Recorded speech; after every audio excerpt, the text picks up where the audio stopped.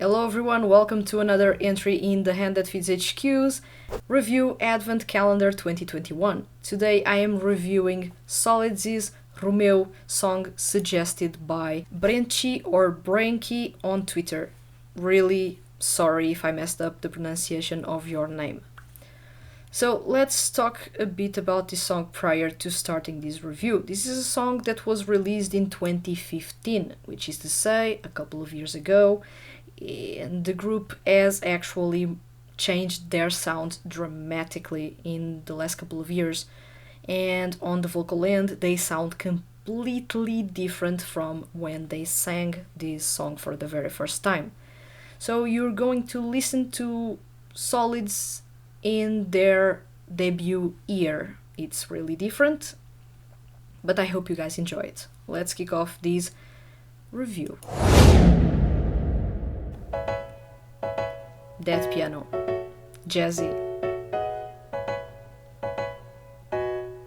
and dramatic.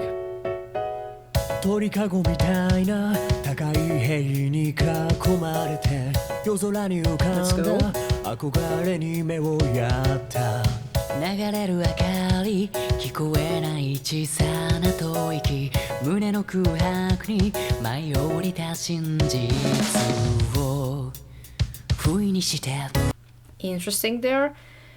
We have Takuyaguchi and Natsuki Hanae in the first part of the... I would say this is an intro slash first verse. And they have really interesting ways of singing this song, especially back then. Takuyaguchi has always been a really steady baritone, so he actually was pretty steady back then. And he's even more right now. I dare say he's really improved a lot in the last couple of years. Natsuki Hanae is a tenor, and he has a really raspy twist to the tenor range, so you can expect him going for those raspy notes. It's almost like he's scratching something. I like that about his performances. Of course, it makes him sound a bit flashy as a singer, but that's a quirk that he has as a performer, and I do enjoy it even within this group, because it fits well with the theme and it fits well with who Solids are as a group.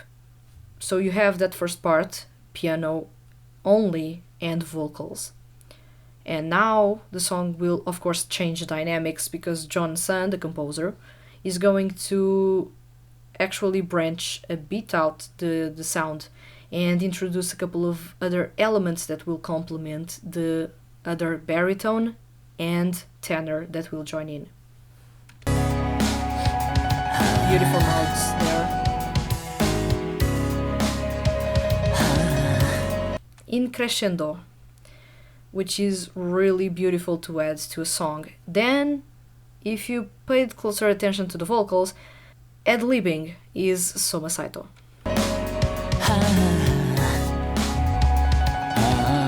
And Yuichiro Uehara. Let's go.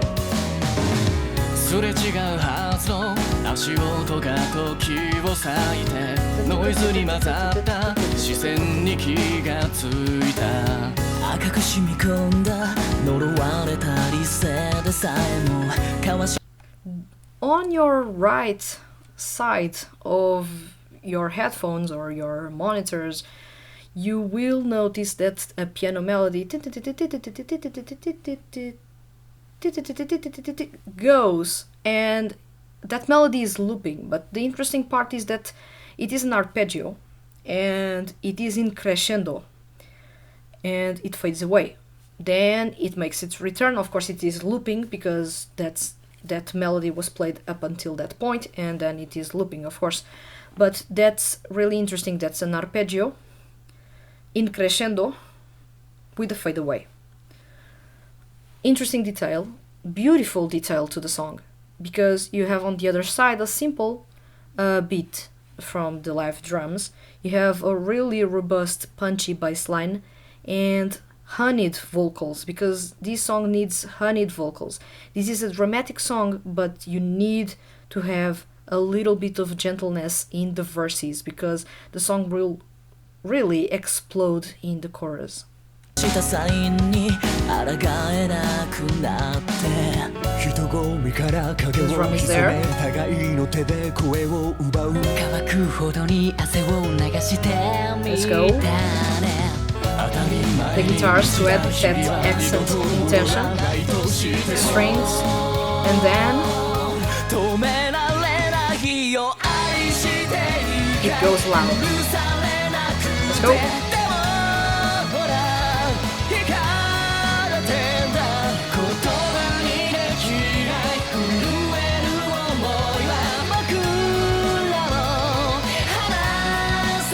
Let's go. Gentle again. Notice that.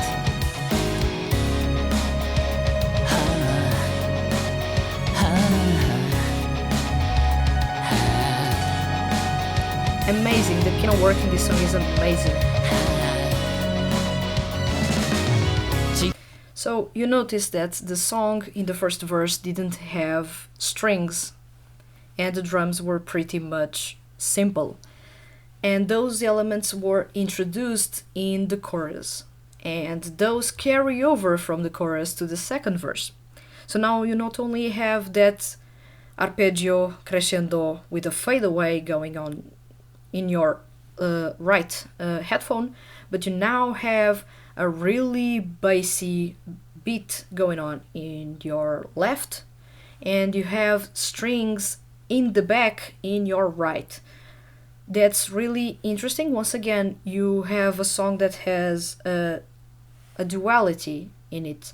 It is gentle and aggressive. It packs a lot of emotions. You can see that you pack lots of emotions. The song is really contained in its verses, but the way the vocals go loud, the way those notes go high, those notes aren't being performed in a high note, in a high key. Those notes are being screamed, which adds an element of drama to the song. It makes it feel like someone is pleading for another. It's really, really different. If you added in that section high notes, it would sound completely different. But that initial notes that you have from Takuya Eguchi, that it goes high, it sounds like it goes high, but he's actually screaming the note. He's not going high, he's screaming the note.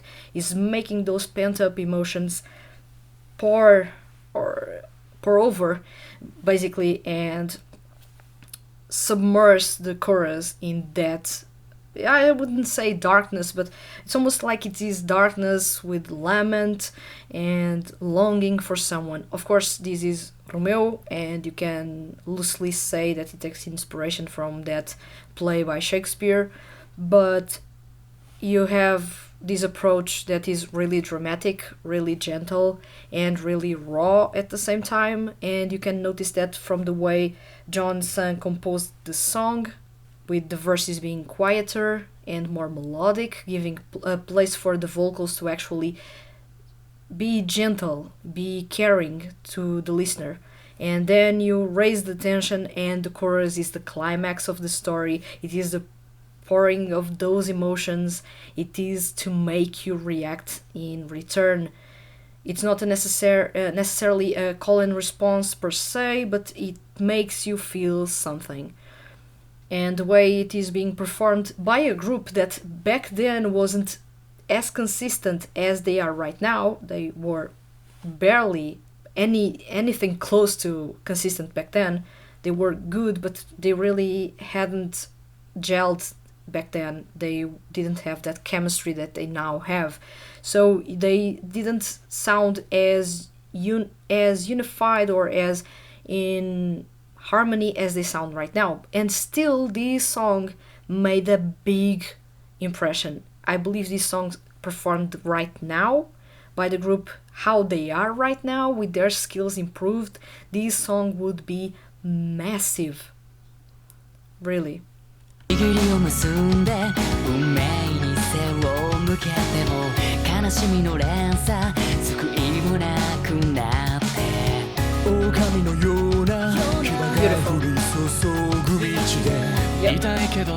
And now you basically make the contrast between the baritones and the tenors. You had first Natsuki Hanai, and then you have Takuyaguchi, who is a baritone. Then you switch over to Soma Saito, he's a tenor, and then you switch back to a baritone with Yuichiro Umehara.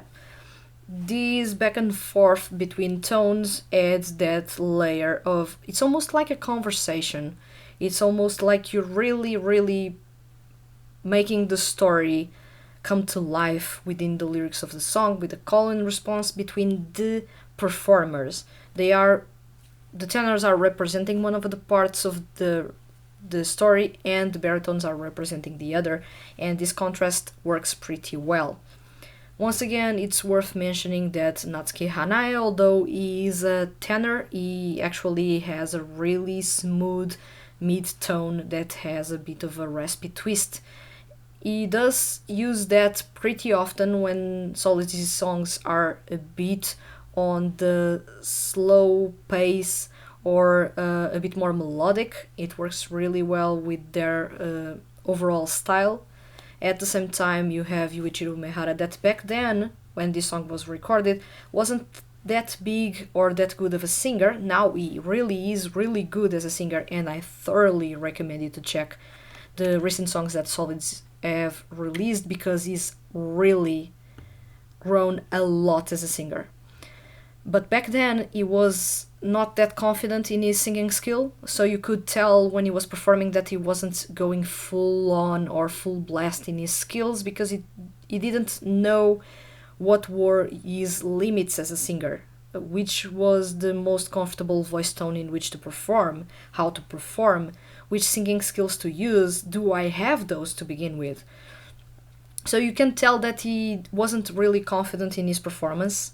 Same thing you can say about Soma Saito back then. You could tell that he wasn't really comfortable in the way he was singing. He was already a good singer, but you could tell that he didn't have that confidence that he now has. Recording the songs, he really has come to embrace Solids and the way they sing and the way he has to sing as Tsubasa. So he really has grown a lot as well. So that's the massive change that you will notice if you check Solids' most recent songs, is that Yuichiro Umehara and Soma Saito have changed a whole lot. They are the most improved members within the group. Of course, every single one of them has improved a lot in the last couple of years, but they are by far the vocals that have improved the most. They are completely comfortable right now. They weren't necessarily back then. And especially on Romeo, you can tell that there's some confidence, but there's something missing there. And if you don't pay attention to that and don't compare them to them now, this was a really good song back then. Remember, in 2015, there were barely any 2D music projects out there. So they were really trailing unknown territory back then. There was still a lot of unknown territory back then, and as a project that had rock and a bit of pop in the mix, it wasn't really there weren't really any other projects out there that had trailed that path as Tsuki Pro was trailing and Solids were trailing back then. So it's part of getting to know the industry, getting to know what is more comfortable for the artists, getting to know what will be the sound for this group from that point on. Worth noticing that Solids' sound back then and was really not defined. They had that passionate or fiery vibe to their sound, but they didn't have a music genre that they actually were known for. They started to have that in this album, this volume, which is Solids Volume 4, released in 2015.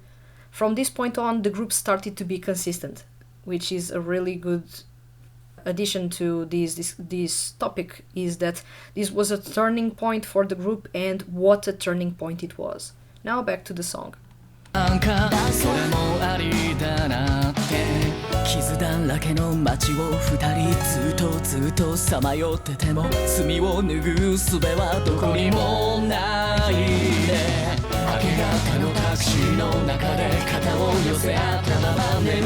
Let's go. Let's raise those notes.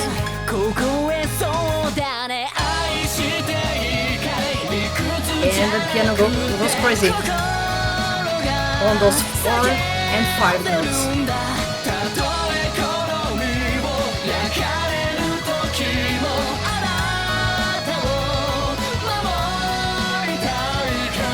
Let's go. Yep. You're listening to Romeo and Juliet's story, but interpreted by these 4 singers. It's completely different, and now you're going to have that climax in the story. It goes dark, and this piano and strings are going to hint at that.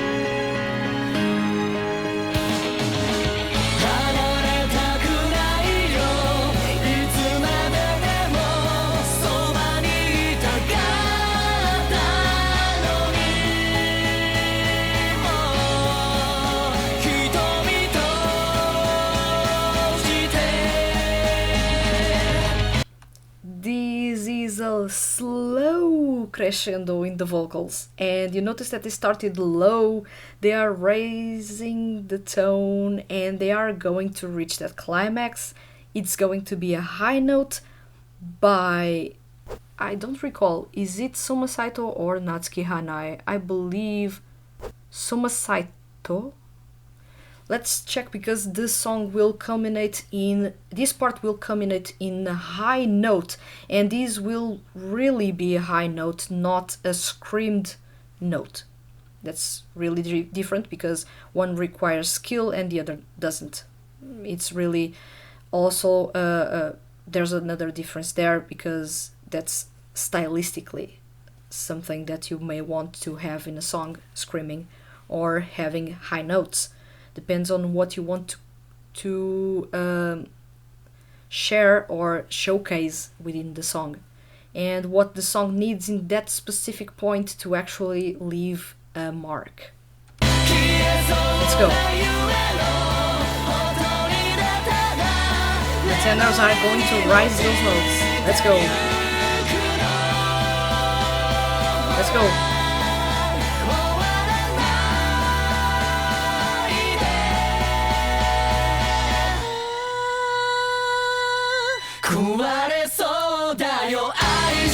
That was actually Natsuki Hanai, and that note was beautiful.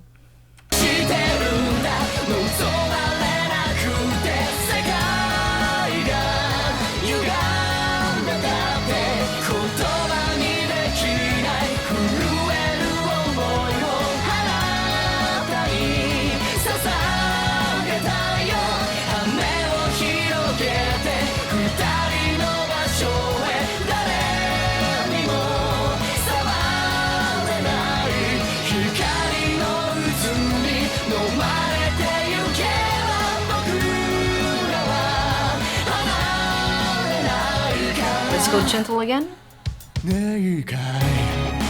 And loungy. This instrumental is over the top in quality.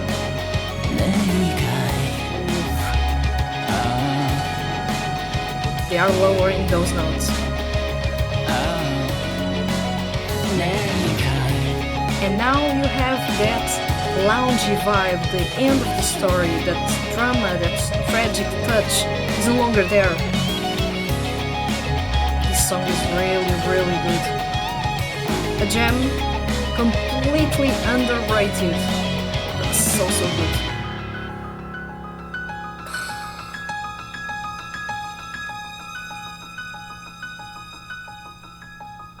Beautiful, those notes.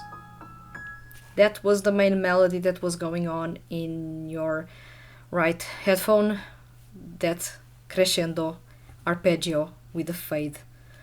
That's beautiful. This song is really one of my favorites. I do love Midnight Mystery, is really my favorite in this CD, but Romeo has always been a song that struck me and made me a fan of Solids. When I listened to it back in late 2015, early 2016, This is a song that really impressed me for its composition. We gotta give it to John San. He's really a fantastic composer. You see how he really looked at Romeo and Juliet's story and actually thought, well, we have four singers in this group to perform the song. I want those to represent the two parts in this conversation, at least the two big parts in this story. And he decided to divide those parts between the tenors, Natsuki Hanai and Soma Saito, and the baritones, Takuya Guchi and Yuichiro Umehara. And that works pretty well. There's a conversation going on in the verses. There's a conversation. I wouldn't say conversation in the chorus, but the chorus is really the two parts pouring their emotions for each other.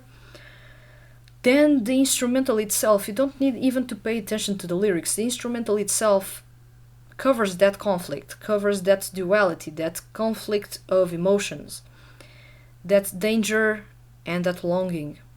It really, really sounds like a story is unfolding in the way the composition works. And you have those little details like this piano melody that starts in the first verse going on in your right headphone that really goes along with you until the very end of the song. You have the guitars that join in the first chorus and go with you until the last chorus.